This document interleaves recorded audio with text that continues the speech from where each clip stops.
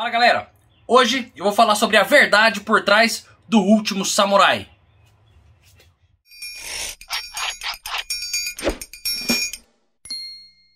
O filme Último Samurai foi lançado em 2003 e estrela o Tom Cruise. Hollywood a gente sabe que não preza tanto pela acurácia histórica e mais pelo entretenimento. Então talvez seja por isso que os filmes de Hollywood são tão bem aceitos no mundo inteiro.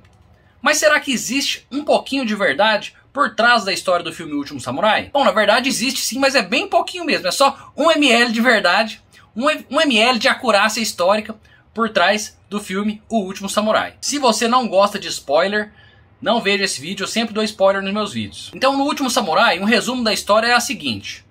O Tom Cruise, o personagem do Tom Cruise, que é o Tom Algren, ele é um oficial do exército americano que vai para o Japão para treinar as tropas japonesas que estão se modernizando naquela época. Ele vai e enfrenta uma batalha, a primeira batalha contra os samurais, perde essa batalha e é capturado pelos samurais. Nesse momento de captura, nessa prisão que ele sofre, ele acaba conhecendo o líder dos samurais, que é o Katsumoto. Eles até desenvolvem uma relação de amizade, o Tom Cruise e o Katsumoto. O Tom Cruise acaba mudando de lado, acaba lutando ao lado dos samurais. E na última batalha lá, eles enfrentam as tropas imperiais já modernizadas e são todos massacrados. Então, existe alguma verdade? Existe, certo? Existe um pouco de verdade, sim, no filme.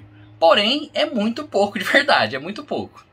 Então, vamos lá. Para a gente entender exatamente o que estava acontecendo no Japão naquela época, é bom a gente voltar um pouquinho no tempo. Em 1600, a gente teve a Batalha de Sekigahara, onde o clã Tokugawa consegue consolidar o seu poder como líder do Japão. Eles estabelecem a posição de Shogun. Então os Tokugawa, o clã Tokugawa, assume a posição de Shogun. Os Shoguns são todos da família Tokugawa, depois de 1600. E esse período de Shogunato foi um período de relativa paz no Japão. O imperador, durante esse período, ele era meramente um fantoche. Ele não tinha um poder político de fato. Quem exercia todo o poder político era o Shogun. Porém, o Japão nesse período do Shogunato ficou muito isolado. Ele se isolou das outras nações, e acabou ficando um pouquinho atrasado, tanto militarmente quanto economicamente. Então o Japão estava muito atrasado em termos militares e econômicos. E aconteceu uma crise econômica no Japão por causa desse atraso tecnológico aí. Exatamente por causa dessa postura xenófoba, essa postura que odiava os estrangeiros. Os japoneses não queriam ter tanto contato com estrangeiros. E essa era a política do Shogun. Para tentar promover uma abertura maior, tanto da economia para conseguir novas tecnologias militares também, as elites japonesas começam a incutir no povo o amor ao imperador. E dessa forma conseguirem depor o poder do Shogun. Nessa batalha das tropas imperiais contra as tropas do Shogun é conhecido como a Guerra Boshin. Certo? A Guerra Boshin, a guerra das tropas imperiais contra as tropas do Shogun. Essa guerra aconteceu mais ou menos entre 1868 e 1869. Agora, só para fins didáticos, eu vou fazer um paralelo aqui entre os personagens do filme e os personagens reais. Então, o Tom Algren, que é o Tom Cruise, ele, na verdade, o nome dele era Jules Brunet, e ele era um oficial francês. O Katsumoto, que é o líder da rebelião samurai, o nome dele, na vida real, era Saigo Takamori. E o Gio, que seria o primeiro general, o segundo em comando do Katsumoto, na vida real o nome dele seria Beppu Shinzuki. Bom, essa divisão é só para ficar mais didático um pouquinho. Então beleza, as tropas leais ao imperador vão combater as tropas leais ao Shogun. O Shogun sabia que ele precisava de armas de fogo para combater as tropas do imperador. E eles contratam um oficial de artilharia da França para treinar as tropas a usar as peças de artilharia que eles tinham comprado. Aqui vem a grande mentira do filme. No filme eles colocam os samurais usando só armas brancas, ou arco e flecha, ou espada. Porém, todo mundo no Japão já usava arma de fogo. Desde do século XVI. O Oda Nobunaga, inclusive, ele fez uma estratégia usando aqueles mosquetes antigos que eram carregados pela boca. Ele dava um tiro de mosquete, as pessoas davam 2 flechadas e depois dava outro tiro de mosquete. Essa estratégia do Oda Nobunaga para compensar o recarregamento devagar do mosquete foi extremamente reconhecida como eficaz, Obviamente as armas foram ficando mais modernas, foi criado os rifles de repetição, tem as metralhadoras aí. Então essa estratégia dele era revolucionária para a época, mas ficou obsoleta. isso não significa que os japoneses não usavam armas de fogo. Então eles usavam sim. Então essa talvez seja a maior mentira do filme. Todos os lados usavam armas de fogo já há muito tempo. Então voltando lá, o Jules Brunet é contratado pelo Shogun para treinar o exército do Shogun para combater as tropas imperiais japonesas. O Saigo Takamori, ele era um dos principais comandantes dessas tropas. E ele enfrenta as tropas leais ao Shogun e vence na primeira batalha. O Shogun se rende e o Jules Brunet é ordenado pela França para voltar para a França. Né? Ele já não tinha mais o que fazer, o Shogun já tinha se rendido. Porém, ele desobedece essas ordens e fica no Japão. E junta mais um punhado de pessoas que ainda eram contra o imperador e funda uma república chamada de República Ezo. Era como se fosse uma república independente do Império Japonês. O Jules Brunet era o ministro de Relações Exteriores dessa república. Obviamente, o imperador não fica satisfeito e manda um novo exército imperial lá para dizimar o restante das tropas. Eram mais ou menos 7.000 soldados imperiais contra 3.000 soldados da República Ezo. E eles são dizimados, né? São massacrados e o Jules Brunet perde a guerra e faz o quê? Vaza.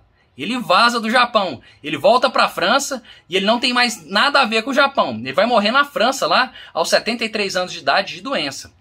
Então aquela história que o Tom Algren fica amigo do Katsumoto e os dois lutam juntos, não aconteceu. E isso aí foi em 1869.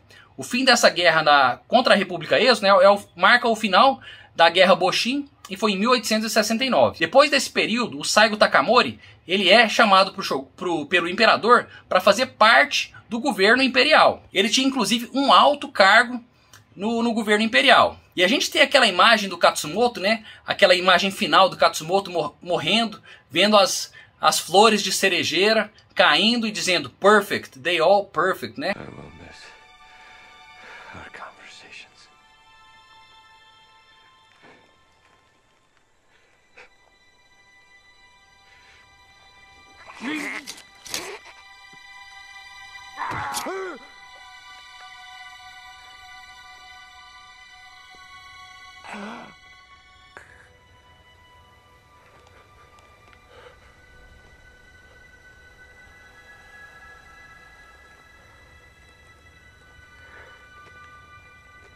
Perfect.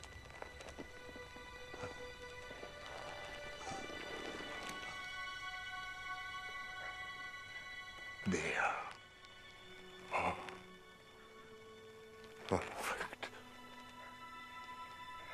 Todas as flores são perfeitas, né? Todas as flores de cerejeira são perfeitas, tendo aquele momento de iluminação. Porém, na vida real, o Saigo Takamori, ele era um gordinho, ele não era um samurai muito atlético, e passeava com o seu cachorrinho, ele gostava muito do seu cachorro. E ele vai lá e ajuda o imperador a construir, né, um novo império japonês. Porém, o Saigo Takamori ele era tradicionalista. Ele era contra a criação de ferrovias. Ele achava que esse dinheiro para criar ferrovias devia ser, na verdade, investido todo no exército. E ele era taradão do Dota, ele queria guerrear a todo custo.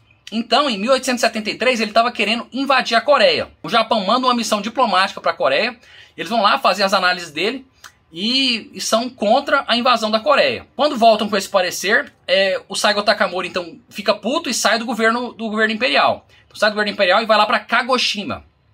Lá em Kagoshima existia uma academia militar dos samurais que tinham saído do governo imperial junto com o Saigo Takamori. Ele tinha levado vários seguidores. Os samurais que estavam lá em Kagoshima, nessa academia militar, eles acabam tomando conta do governo local. E o imperador começa a temer uma nova rebelião. E aí ele estava temendo a rebelião, mas enfim, começa a ficar preocupado, começa a mandar algumas tropas, e aí de repente em 1877, o imperador corta o arroz dos samurais. Literalmente corta o arroz dos samurais. Bom, os samurais eles recebiam um soldo em arroz, em quantidade de arroz. E o imperador corta essa porção de arroz que era destinada aos samurais. E aí, obviamente, leva à rebelião dos samurais. E essa rebelião dos samurais foi chamada de Rebelião de Satsuma. E essa rebelião foi em 1877. Só pra gente lembrar que a Guerra Boshin acabou em 1869. E agora a gente tem a Rebelião dos Samurais em 1877. Ou seja, Jules Brunet já estava na França, acho que até já estava no México lutando, sei lá. Ele já não tinha nada a ver com essa história. Então em 1877 você teve a Rebelião de Satsuma. Os samurais estavam querendo preservar eram tradicionalistas, eles estavam querendo preservar as tradições japonesas, não queriam que modernizasse a sociedade japonesa. Sendo que, na verdade, a sociedade japonesa precisava ser modernizada, inclusive se quisesse ter alguma chance de competir com as outras nações. A rebelião de Satsuma acontece, o Império vai lá e dizima essa rebelião. Na última batalha, a Batalha de Shiroyama, você tinha 400 samurais liderados pelo Saigo Takamori, enfrentando cerca de 30 mil soldados imperiais. 30 mil soldados contra 400 samurais. E essa foi a última batalha. E aí, o Saigo Takamori estava liderando a batalha e tal, eles estavam obviamente tomando um pau, o Saigo Takamori é ferido. E aí aparece ele, quem? O Gio. Você achou que eu tinha esquecido do Gio, né? Bom, ele pede pro Gio, né, pro Beppu Shinzuki, decapitar ele, ajudar ele no seppuku. O Beppu Shinzuki de fato ajuda ele no seppuku, corta a cabeça dele, junta o resto das tropas que tinham sobrado, né, que eram pouquíssimas tropas, e vão num ataque final, um ataque final de infantaria contra as metralhadoras do imperador lá, e são massacrados, todos eles morrem, todos praticamente, acho que sobra 30, enfim, são praticamente dizimados, são destruídos lá, as tropas, os samurais são totalmente massacrados. E essa é a história real. E aí depois de 1877, né, o governo imperial fica bem estabelecido e começa a sua política imperialista, né? Em 1910 vai anexar a Coreia. Então o Japão consegue o que o Beppu Shinzuki, consegue o que o Saigo Takamori queria lá em 1873, o Japão consegue em 1910. Ele anexa a Coreia, depois vai invadir a China, invade a Manchúria e vai dar toda essa política imperialista japonesa vai dar origem aos conflitos que geraram a Segunda Guerra Mundial. Se você quiser ver meu vídeo aí sobre a Segunda Guerra Mundial, veja, né, que é bem interessante, um cara que fala muito bem sou eu. É verdade. Quer dizer, às vezes não. Bom, zoeira à parte, é isso aí, mais ou menos é isso que aconteceu na história do filme O Último Samurai. Espero que você tenha gostado, espero que você ache interessante. E é isso, fique aí com o trailer do meu livro, A Filha do Oeste. Tá disponível na Amazon, me ajuda lá no Prêmio Kindle. Um abraço, tudo de bom e até mais.